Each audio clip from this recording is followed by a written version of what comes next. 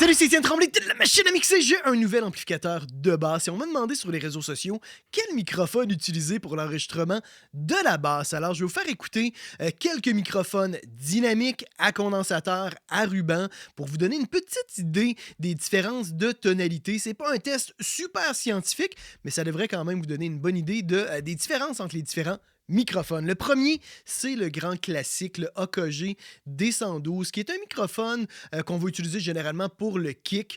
C'est mon préféré dans 99% des cas, des situations. Je vais utiliser le D112. On va écouter ça.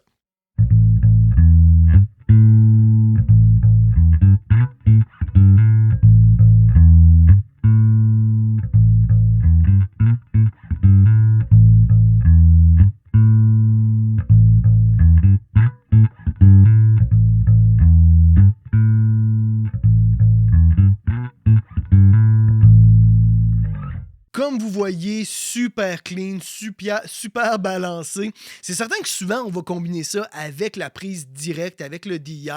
Fait que même si ça manque un petit peu d'ouverture, de haute, de mordant, avec le DI, ça va être un magnifique complément. Deuxième microphone, on va écouter le Sennheiser 421. Je vous dirais que c'est mon deuxième choix. Là. Dans le 5% des cas que j'utilise pas le D112, je vais y aller avec le Sennheiser 421. C'est un microphone qu'on va utiliser généralement pour les toms, qui va avoir quand même une réponse en fréquence assez étendue dans les basses. C'est un excellent micro aussi pour la guitare électrique, pour les voix, puis pour plein d'autres sources là, percussives. Là. C'est vraiment très, très cool. Puis pour la basse, ça va donner un résultat qui va être un petit peu plus linéaire en termes de réponse en fréquence parce qu'il ne va pas avoir un boost dans les basses comme le D112. Le D112 va quand même avoir un gros bump dans les 80 Hz, une coupure dans les 400, puis un boost dans la présence. Lui va être un petit peu plus flat, fait qu'on va moins avoir de bout sur certaines basses notes, ce qui peut être vraiment intéressant dans certains cas. On va l'écouter.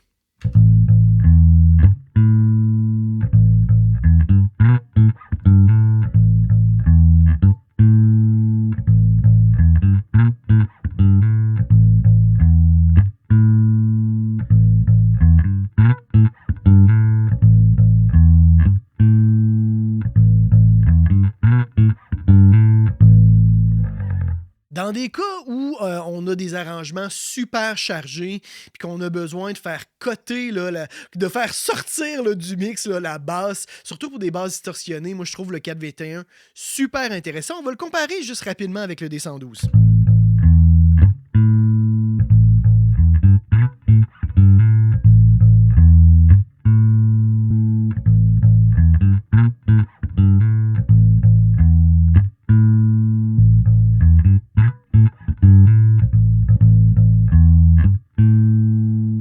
Vous voyez, dans les deux cas, ça sonne super bien. Puis le 421, on pourrait l'égaliser pour vraiment le rapprocher très très proche du D112. Ça serait pas très compliqué. Maintenant, troisième test, je pouvais pas passer à côté du SM57. C'est un classique. Tout le monde a ça à la maison. Ça serait vraiment pas mon choix de prédilection parce qu'il y a un roll-off à partir de 150 Hz qui va faire que, on n'a pas beaucoup de basse fréquence. Par contre, c'est absolument rien qu'on peut pas compenser avec un EQ. On pourrait vraiment le corriger. C'est sûr qu'il y a un côté aussi un petit peu résonnant qui est vraiment... ça fait partie là, du son du 57 que moi j'aime moins. Mais si c'est tout ce que vous avez à la maison, utilisez ça.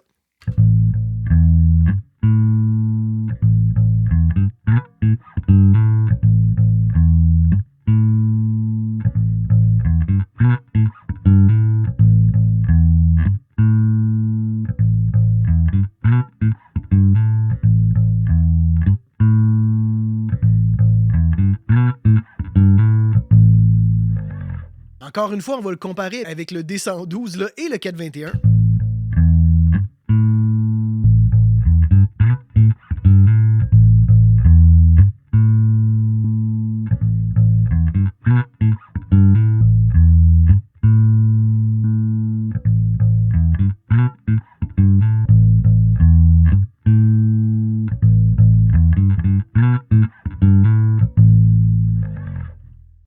Pour le quatrième test, j'ai voulu utiliser un microphone à condensateur qui est assez commun, qui est le LCT 440 de Lewitt. Les condensateurs vont avoir quand même une réponse en fréquence assez étendue, vont avoir plus de haute, évidemment, puis des fois, les basses vont aller un petit peu plus bas aussi.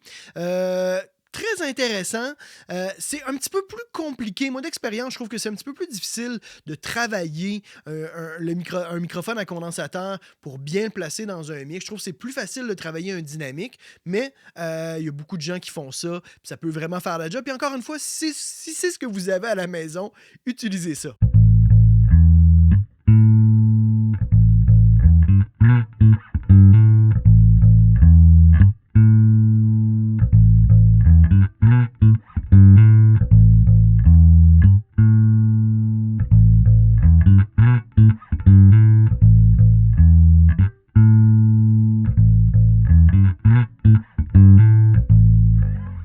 Vraiment pas mal, hein, comme vous voyez. Ça fait vraiment la job. On entend un petit peu plus de noise, souvent de glissement de cordes et tout ça. Si on avait un setup plus distorsionné, plus agressif, peut-être qu'on aurait une surdose d'informations dans les hautes. Là, présentement, l'amplificateur, le cabinet, là, c'est un haut-parleur 15 pouces. Il n'y a pas de horn ou de tweeter. Fait qu'il n'y a rien qui génère vraiment beaucoup de hautes fréquences. Fait que c'est pour ça que ça fonctionne plutôt bien. Mais si vous avez un setup de base avec des haut-parleurs 10 pouces, avec un tweeter, avec un son beaucoup plus agressif, ça peut, à mon avis, devenir un peu agressant. Il faut faire attention là, avec ça. C'est pour ça que je trouve que les dynamiques, souvent, vont être un petit peu plus polyvalents pour l'enregistrement de la basse. On va encore une fois le comparer avec les autres microphones.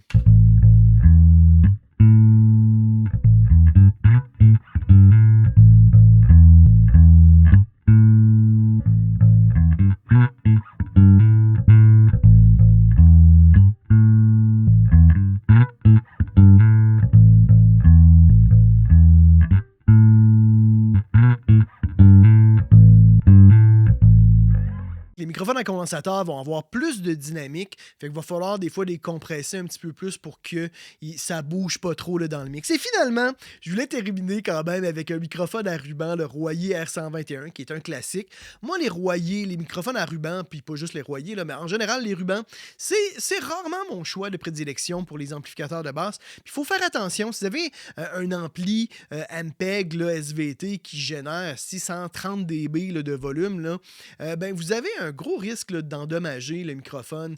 Si vous placez, disons, votre main devant votre haut-parleur puis vous sentez le déplacement d'air, ben, il y a des chances que ce déplacement d'air-là vienne abîmer la capsule. Puis souvent, ben, on conseille là, de mettre le microphone à 45 degrés pour justement qu'il ne reçoive pas ça de façon perpendiculaire là, dans la gueule. Là.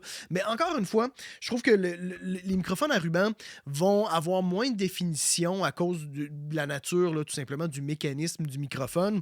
Puis ça fait qu'on a moins de définition, c'est un petit peu plus brun. Bref, c'est pas mon choix de prédilection. Ça pourrait être cool, encore une fois, peut-être dans un contexte vraiment punk rock distorsionné pour avoir un son un peu sale. Mais pour avoir un son balancé, clean, ça serait pas mon choix premier. On va l'écouter.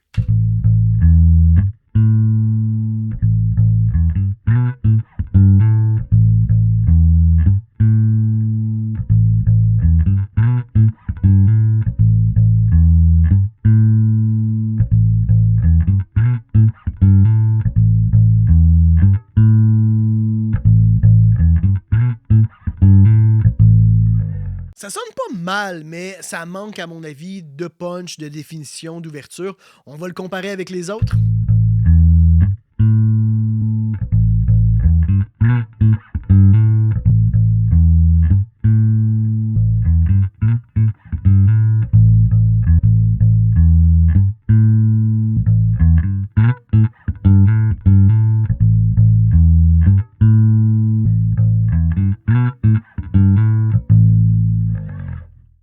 Et voilà, c'est ce qui complète là, ce petit shootout là, de microphone. Abonnez-vous à ma chaîne YouTube et dans tous les cas, les amis, on se retrouve la semaine prochaine. C'est Étienne Tremblay pour la machine à mixer.